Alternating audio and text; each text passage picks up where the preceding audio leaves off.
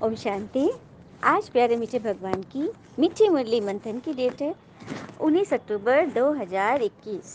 तो आज मीठे मीठे बाबा ने इतनी प्यारी प्यारी वाणी फिर से सुनाई है कि बात मत पूछो।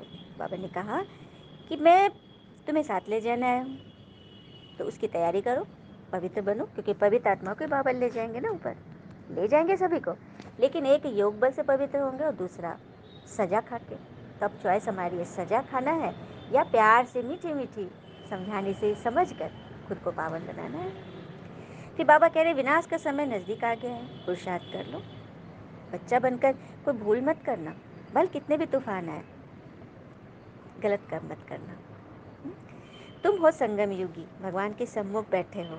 इसका फ़र्क समझते हो ना? वो लोग तो जड़ मंदिर के जाके बैठे हैं, मूर्ति के आगे बैठते हैं, पत्थर के आगे बैठते हैं, और तुम स्वयं भगवान के सम्मुख बैठे हो। क्या बात है! भगवान से तुम वार्तालाप कर रहे हो। मैं तुम्हारी तकदीर बनाने आया हूँ, तकदीर को लकीर मत लगाना। बहुत अच्छी रीति बाबा समझाएंगे। फिर आगे कह रहे हैं कि अच्छे अच्छे बच्चे भी भगवान के पास आकर भी गंदे कर्म करते हैं, विकर्म कर लेते हैं। उनसे बचना है। हाँ, और अगर रास्ते में कहीं जाते, यात्रा करते, टांग टूट गई, एक तो वो स्थूल टांग और एक है बुद्धि की टांग, दोनों टूटे तो हर्जा नहीं है, फिर से जोड़ लो, क्योंकि आत्मा की टांग नहीं टूटेगी। हाँ, फिर किसी का हार्ट फेल होता है, एक्सीडेंट, मर जाते हैं, किसी का अकाले मृत्यु तो होती रहती है। तो बस ये समझना कि हर घड़ी अंतिम घड़ी है, कमाई करते जाओ, नहीं तो फिर मैं धर्मराज बनूंगा।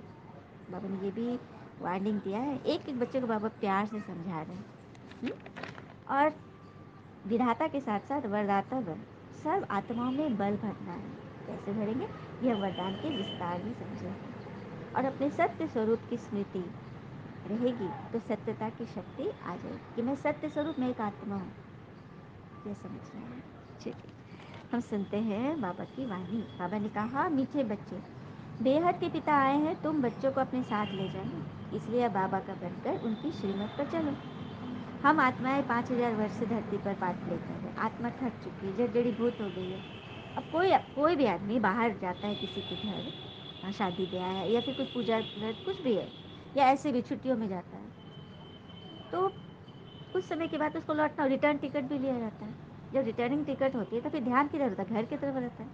तो अपने सामान हम समेटने लगते हैं ना, क्योंकि सब जगह हमने फैला लिए। ब्रश उधर रख देते हैं वॉशरूम में, कपड़े तार पे रहते हैं, जूते किधर, सारा चीज़, घड़ी वगैरह सब हम लोग फैला देते हैं, क्योंकि काफ़ी दिन रहे हैं तो सारे चीज़ बक्से में थोड़ी रख के रोज़ निकालेंगे, अपने रैक उक पर रख लेते हैं। फिर जब जाना होता है तो एक एक चीज़ खोज खोज के ढूंढ ढूंढ कर रखते हैं ना। इसीलिए बाबा कह रहे कि मैं आ गया हूँ रिटर्न टिकट लेकर, सबको वापस चलना है तो अपने सारे चीज़ों को समेटो। और ये चीज़ें स्थूल नहीं, सूक्ष्म, आत्मा की जो सूक्ष्म बातें, जो यहाँ वहाँ किसी न किसी की बात पकड़ के रखिए, ये क्या वो क्या, भविष्य की चिंता, अतीत की बातें, वो सब भूलो। कोई विकर्म नहीं, अब से नहीं, बस अब घर जाना है, ये तात लगी रहे। और कहते हैं ना कि the most certain way to succeed is always to try just one more time. Our greatest weakness है किसमें लाई करता है? To giving up. सबसे बड़ी कमजोरी हमारा है छोड़ देने में, हिम्मत हार देने में। जबकि सब निश्चित बात है कि अपनी सक्सेस को बढ़ाने के लिए try to take one more time, एक और समय दो उसको, एक और बारी ट्राई करो, हिम्मत नहीं करो। और जो स्वयं की मदद नहीं करता उसकी कोई मदद नहीं करता, ईश्वर भी नहीं। और स्वयं की मदद करने का अर्थ है स्व इच्छा के विपरीत जाकर भी गुणों को ग्रहण करने का निरंतर प्रयास करना। अपनी इच्छा मायावी हो सकती है ना, फालतू की बातों में व्यर्थ में जा रही है, उसके विपरीत जाकर अपने गुणों को देखें, अपने अंदर झांकें और उसे स्वीकार करें। प्रश्न में बाबा ने कहा, मीठे बच्चे, मौत के पहले जितना हो सके याद में रहने का पुरुषार्थ कर लो, इससे ही तुम्हारी कमाई है। मेरा बच्चा बनकर कभी कोई भूल नहीं करना, भल माया के कितने भी तूफान आए, लेकिन पतित मत बनना। बाबा ने वार्निंग दी है। ओम शांति। शिव भगवान उवाच, तुम बच्चे तो समझेंगे, शिव बाबा हमें समझाते हैं। हम बच्चे तो जानते हैं ना कि भगवान हमें समझाते। कई आत्माओं को निश्चय भी है कि सत्य को हमने जान लिया, और जब तक जीवन है इस सत्य को तो हमें देखना ही है, क्योंकि वो सत्य से परिचित हो गई है ना। भगवान कहते तुम हो संगम युगी, भगवान के सम्मुख बैठे हो। वो कलयुगी मनुष्य तो जड़ मंदिर में जाकर बैठते हैं। हाँ, जड़ मूर्तियों, पत्थर की मूर्तियों के आगे बैठते हैं ना, फोटो के आगे बैठते हैं, लेकिन हम बच्चे तो साक्षात भगवान के आगे बैठे, निराकार के आगे बैठे। तो ये फ़र्क तो समझते हो ना। बुद्धि का ताला कुछ खुला भी, बाबा पूछ रहे हैं कि अभी तो बुद्धि का ताला खुल गया ना। जोर से बोलिए, हाँ बाबा खुल गया। क्योंकि भगवान हमसे वार्तालाप कर रहे हैं। ये पूछ कौन रहा है? ये मुरली, ये मंथन करने वाली नहीं पूछ रही, ये भगवान पूछ रहे। सभी जवाब दे, बाबा देख रहे हैं। आप जो मंथन सुन रहे हो ना, मुरली चल रही है आपके घर में, आप सुन रहे हो, तो समझो कि भगवान की सीसीटीवी में आपकी फुटेज चल रही है, रील चल रहा है। तो भगवान को जवाब दीजिए। कि बाबा कहते, अभी मैं तुम्हारी तकदीर बनाने आया हूँ, तो तुम अपनी तकदीर को लकीर क्यों लगाते हो? कुछ तो समझो। तुम मेरी मत पर नहीं चलेंगे तो धक्के ही खाते रहेंगे। कुंभ के मेले पर कितने जाते रहते हैं। तकदीर को लकीर नहीं लगाना है। इतनी बड़ी तकदीर भगवान दे रहे हैं, उसको लकीर नहीं लगाना है। तकदीर को लकीर हम कब लगाते हैं? चलिए, छोटी छोटी प्रसंग है, उसको सुनते हैं। एक बार एक व्यक्ति स्ट्रीट लाइट में बाहर कुछ ढूंढ रहा था। तभी उसका मित्र आया और बोला, क्या गिरा? मेरी घड़ी गिर गई। तो वो भी ढूंढने लगा, काफ़ी ढूंढा, नहीं मिला। तो उस दोस्त ने उससे पूछा कि आखिर घड़ी गिरी कहाँ थी? तो बोलता, कमरे में घर के अंदर गिरी थी। अरे तो वहाँ ढूंढते ना। तो बोलता, वहाँ लाइट नहीं है तो मैं बाहर ढूंढ रहा हूँ। तो उसके दोस्त ने तो माथा पकड़ लिया। तो देखा, हमारी चीज़ जो अंदर की चीज़ है, शांति, सुख, आनंद, प्रेम, वो अंदर खो गई है। अंदर जाके ढूंढना पड़ेगा ना। तो हम बाहर ढूंढ रहे हैं, लोगों में ढूंढ रहे हैं। ये भी तकदीर को लकीर लगा ली, क्योंकि भगवान ने हमें सब कुछ बता दिया कि तुम्हारे अंदर ही तुम्हारी शांति है। तुम्हें जो किसी से भरपूरता नहीं मिल रही है, क्योंकि तुम अंदर खाली हो। अपने अंदर भगवान दे रहा है, दाता दे रहा है, तो अपने आप को भरो ना, अपने अंदर झांको। फिर है बुद्ध जी के बारे में। बुद्ध ने यशोधरा को रात में सोते हुए छोड़कर चले गए थे ना। हाँ, फिर जब उनको दीक्षा मिल गई, ज्ञान मिल गया, बड़े भगवान बन गए, तो फिर लौट कर आए। तो यशोधरा ने एक ही जवाब दिया कि छोड़कर क्यों गए थे? तो कहा, ज्ञान प्राप्ति के लिए, सच्चाई को जानने के लिए। तो यशोधरा ने फिर कहा कि क्या घर रहते आपको वो नहीं पता चलता? मुझसे कहकर नहीं जा सकते थे? तो फिर बुद्ध जी ने कहा, जंगल गया तभी तो पता चला कि घर में भी वो मिल सकता है। कितनी बड़ी बात है।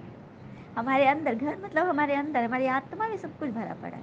ये वो जंगल जाकर जाने, जो कि बाबा हमें घर में रहते सब सिखा रहे हैं, है ना बड़ी बात।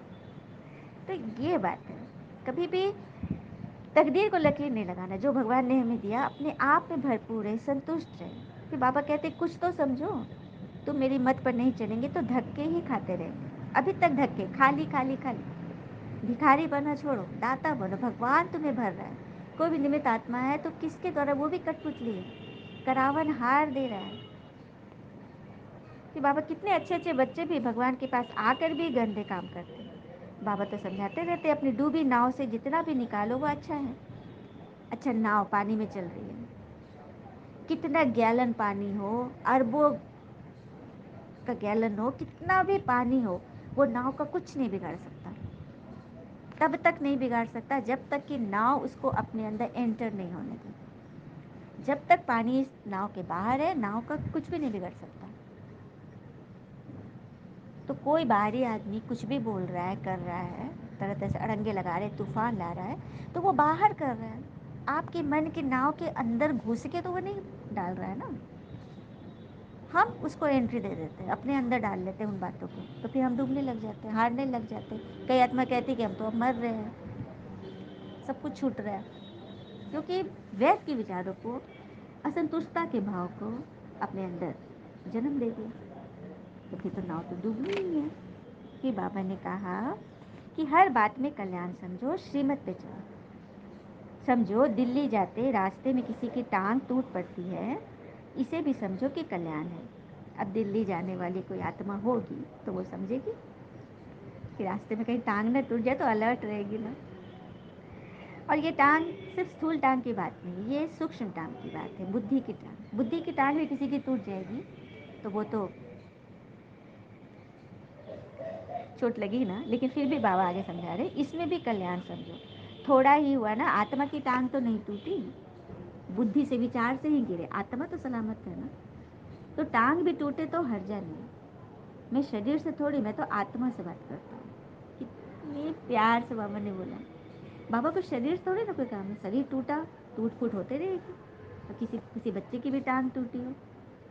तो ज्ञान में चल एक आत्मा का अनुभव है। बहुत अच्छे से उसने बताया कि जब उसे पूछा गया कि बच्चे की टांग टूटी तो तुमको अफसोस तो नहीं हुआ कि भगवान का बनने के बाद ही बच्चे को चोट लगी? तो बड़ी अच्छे से बोलती है कि दीदी थोड़ा ही हुआ है ना, जो बाबा ने भी लाइन बोली ना, थोड़ा ही हुआ है ना, बहुत बड़ा आने वाला था, कट गया। ये होता है ज्ञानी बच्चे की निशानी, समझदार बच्चे। भगवान उसको बहुत बड़ा गिफ्ट देंगे। फिर बाबा ने आगे कहा, मौत सामने खड़ा है, मतलब विनाश परिवर्तन सामने खड़ा, तो चलते चलते किसी का अचानक हार्ट फेल हो जाता है, एक्सीडेंट में मर जाते हैं, अकाली मृत्यु तो हो ही रही है ना, तो भी अंत तक हर घड़ी समझो कि अंतिम घड़ी है, और याद करते करते कमाई जमा करो। तो मेरा बनकर कोई विकर्म नहीं करना, नहीं तो मैं धर्मराज से कड़ी सजा दिलवाता हूँ। बाबा आज कड़ी वाणी चलाए हैं, धर्मराज भी बाबा ही है, फिर धर्मराज बन जाएंगे बाबा। फिर उस समय थोड़ी कहोगे कि ये मेरे, मैं थोड़ी कहूँगा कि ये मेरा बच्चा है। जब आपको सजा देने के लिए यमराज मतलब आएंगे यमदूत, उस वक्त थोड़ी कहूँगा कि ये मेरा बच्चा है। अब उदाहरण देखिए बाबा ने क्या किया। बाबा ने कहा जैसे जज का बच्चा पाप करे, किसी का खून करे या कोई गलत हरकत करे, और उसको पुलिस ले जाए, तो पिता क्या करेगा? बचाएगा? कुछ कर सकेगा पिता? उसके खिलाफ पूरा सबूत है, क्या करेगा? जज होते हुए भी फैसला देना पड़ेगा उसे। तो बस उसी तरह से कितने भी तूफान आए, हिलना नहीं है, माया बड़ी प्रबल है, और बाबा की याद पारा मिसल है।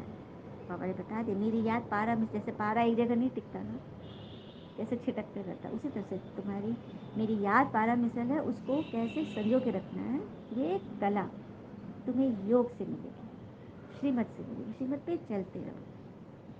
कि बाबा ने कहा अपने एक एक बच्चे को मैं बड़े प्यार से समझा रहा हूँ, बच्चा मेरा बनकर फिर कोई गलत काम मत करना, श्रीमत पे चलना, बाकी ज्ञान आदि से भरपूर समझदार बन, उन विद्वान पंडित आचार्य की तरह शिवोहम कह अपनी पूजा नहीं कराना, और न ही किसी पर लांछन लगाना।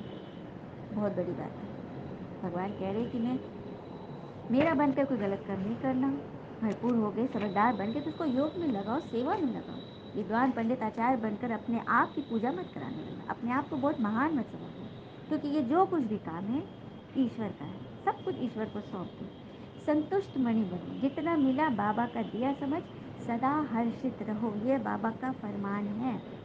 जितना मिला, जिससे मिला, संतुष्ट रहो, भरपूर रहो, सदा हर्षित रहो। अच्छा, बाबा को नमस्ते। धारणा की मुख्य पॉइंट पहली, शिव बाबा पर पूरा पूरा बलि चढ़ना है, श्रीमत पर तन मन धन संबंध संपर्क सब समर्पित करना है। तन मन धन संबंध संपर्क, ये क्या है? भक्ति में हम गाते हैं ना, तन मन धन सब कुछ तेरा, सिर्फ कहते हैं आइडिया, कुछ नहीं।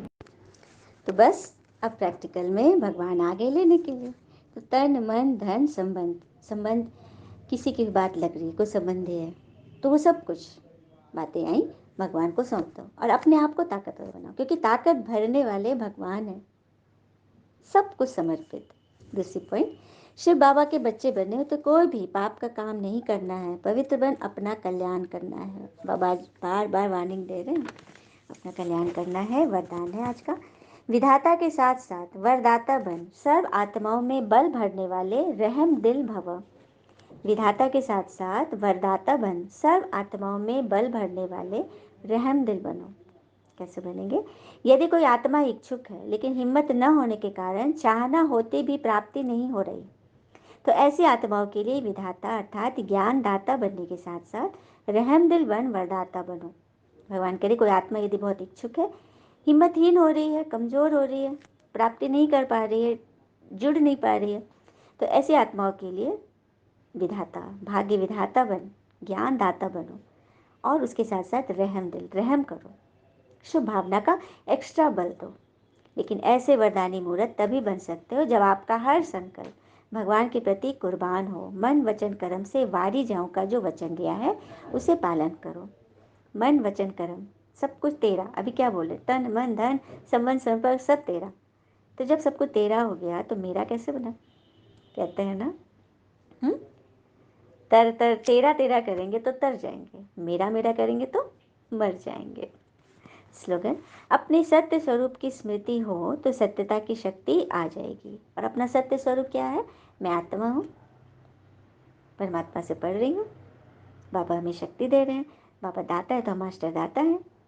इस सत्य स्वरूप को जब जान लो तो अपने आप सत्यता की शक्ति आ जाएगी। और सत्य के बारे में है ना, सत्य स्वयं ही सिद्ध है, उसे प्रमाणित करने की आवश्यकता नहीं है। अच्छा, ओम शांति। शुक्र मीठे बाबा, वो बाबा के प्यारे प्यारे बच्चे। थैंक यू बाबा। All is well always.